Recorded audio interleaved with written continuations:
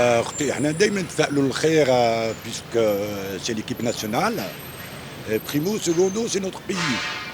احنا دائما نتفائلوا باش يربحوا يتكاليفياو ان شاء الله.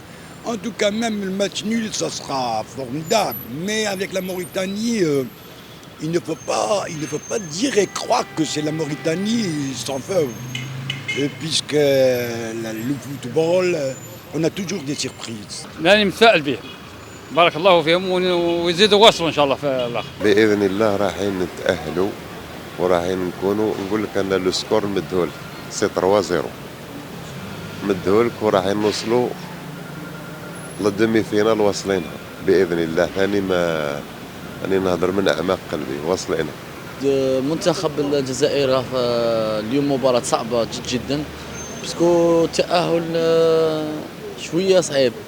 مباراة منتخب موريتانيا ثاني عنده منتخب قوي شوية ونتمنوا الفوز المنتخب الجزائري ان شاء الله. مباراة الجزائر مع موريتانيا مقابلة صعيبة بصح ان شاء الله الفريق الوطني يكون في الموعد ان شاء الله نفوزوا بنتيجة 2-3. سيبورتي ورانا مع ليكيب ناسيونال ظالما او مظلوما. والماتش تاع اليوم ديسيسيف ماتش فينال لازم نربحوه بور باسي البروشان تور. خاطر احنا هذا الماتش هذا هو اللي يهمنا. ما يهمناني الحسابات ني هذوك واش يواسي ولا ما يواسيوش.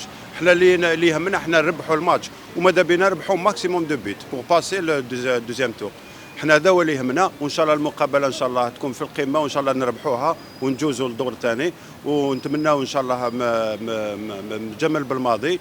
يعني وسينا يعني تركيبه شابه كما كانت في دوزيام ميطون الماتش اللي جاز عموره ادم والناس بونجاح اكسترا. ان شاء الله نربحوا يعني بنتيجه ثقيله وبور باسي الدوزيام تور. ونتمنى كل خير ليكيب ناسيونال ولا رانا نشجعوا هنايا وتوعنا راهم يشجعوا تما يعطيهم الصحه بارك الله فيهم.